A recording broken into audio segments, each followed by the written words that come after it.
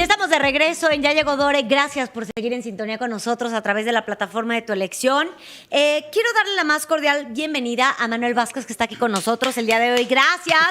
Él es catedrático de Desarrollo Humano y Educación para la Paz de una universidad de Albert Einstein. La Universidad Albert Einstein, exacto. Qué importante. Hay una...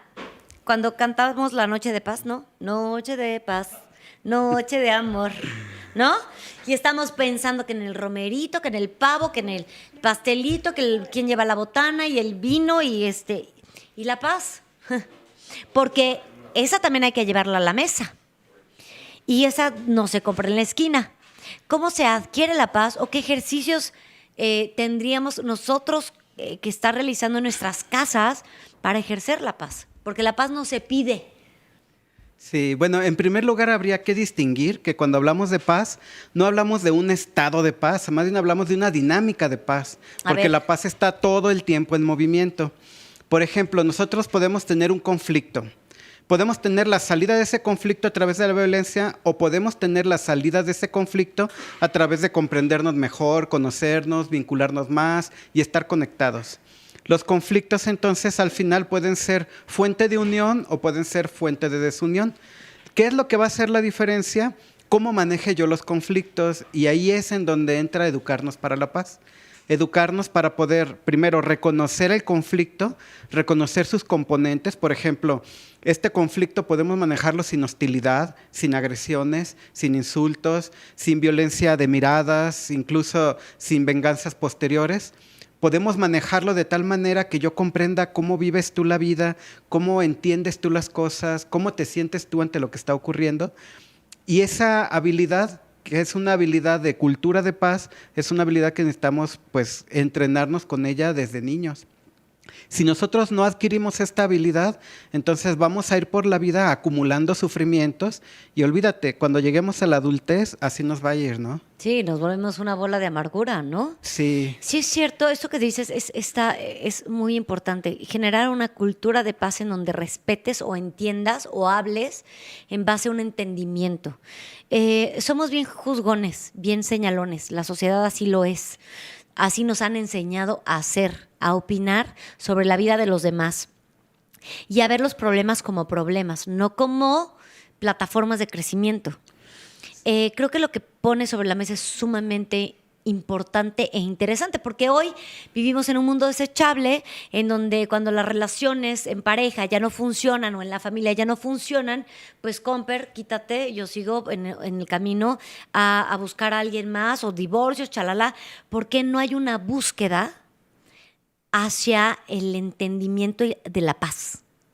Sí, el entendimiento del otro se alcanza cuando tú sales de tu centro, cuando dejas de estar mirando a los demás desde tu punto de vista, desde tus experiencias, claro, incluso desde tus propios sentimientos.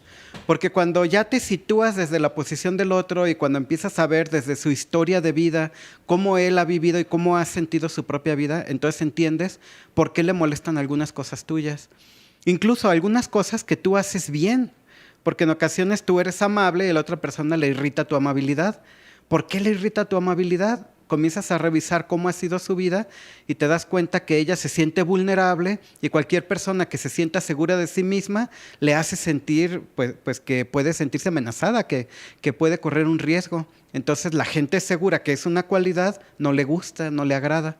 Al tú entenderlo, entonces ese entendimiento va a hacer que tú tengas una conexión con ella. Y tener una conexión va creando un vínculo de paz. Los vínculos de paz los vamos a entender como vínculos armoniosos. Pero a veces nosotros no alcanzamos a ver que en ciertos momentos de dolor o de sufrimiento también podemos encontrar la felicidad. Como por ejemplo una madre que está viendo que sus hijos pues van saliendo del nido, ¿verdad? Y le duele, pero al mismo tiempo quiere que se realicen. Así es que no importa que le duela. Claro. Ella quiere que ellos salgan. O incluso en el mismo parto, ¿no? Ella quiere que ellos nazcan, no está pensando en una cosa diferente. Así es que el mismo dolor puede ser un momento en donde construyamos felicidad. Y la felicidad es un modo de estar en paz. Podemos vivir una vida dinámica de felicidad en donde vayamos encontrando significados positivos en las cosas que encontremos. La gente suele criticar mucho el optimismo porque confunde el optimismo con ingenuidad.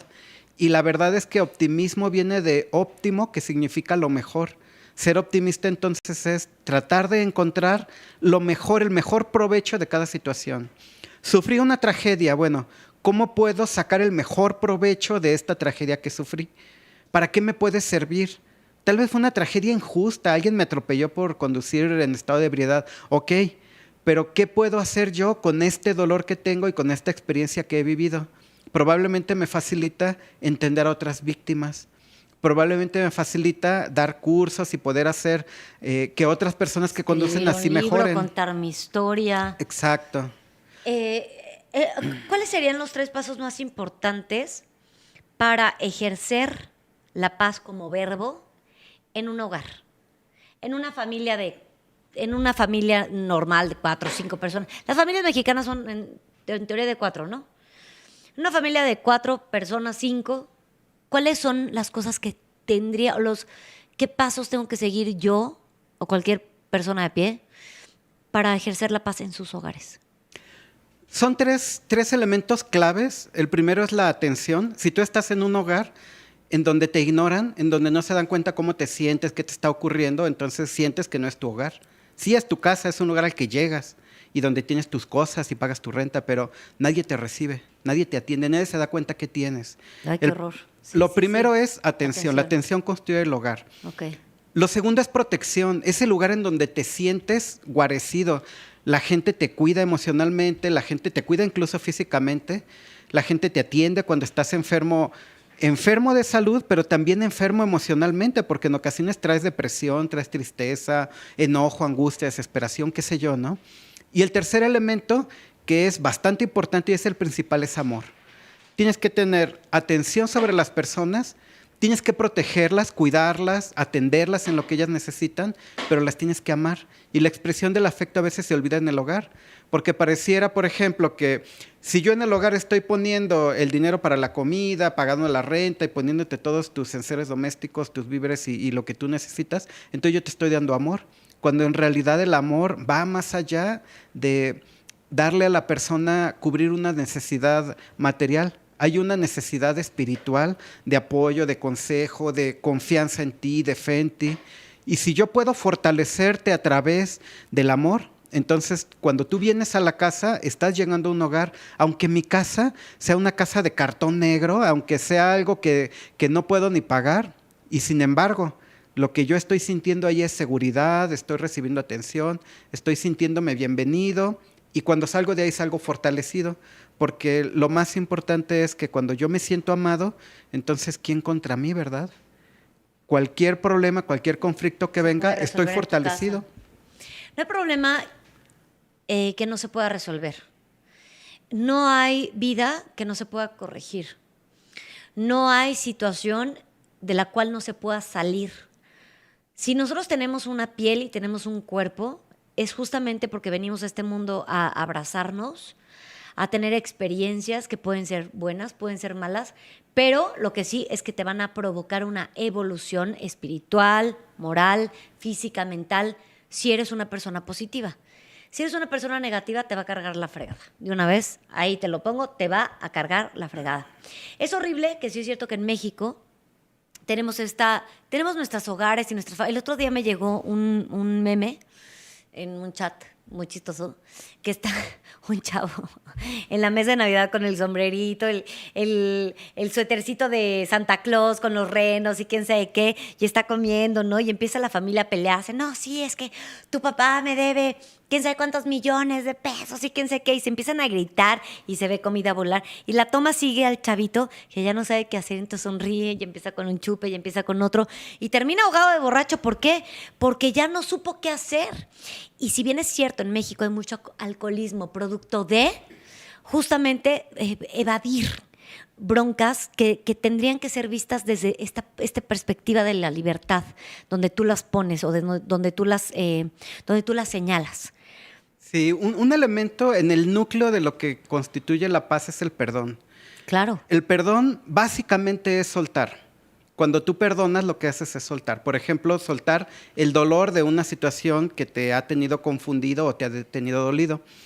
Pero también el perdón se tendría que ejercer, por ejemplo, cuando estás conduciendo y alguien te gana el lugar, entonces perdona, suéltalo, porque hay ocasiones en que llega la tarde y todavía sigues enojado contra el conductor que ni conoces, que hace mucho tiempo dejaste atrás y esa situación te sigue haciendo sufrir. ¿Cuántas veces nos ha pasado, no? Que hasta te siguen en el periférico, te vienen Por tocando el ejemplo. claxon, o sea, como si hubieras cometido un delito, hubieras matado a alguien, ¿no? Si te metiste un carril, ay, perdón, pues el carril le da a la otra persona y se te había olvidado que la calle no era tuya, sino del señor de atrás, ¿no? Hay que ser más sociedad, hay que aprender a convivir. Para mí es un placer tenerte aquí, Manuel.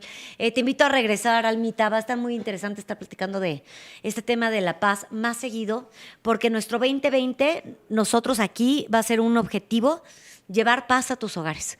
Queremos hacer familias. Eso es la misión de Ya Llegó Dore, hacer una familia en donde ya no te atores en estos puntos de vista banales o estúpidos de la dignidad, disfrazada de no sé qué. Hay que ser objetivos y hacer familias pensantes, familias sensibles, que aprendamos a amar sin juicio y tal y como los demás son.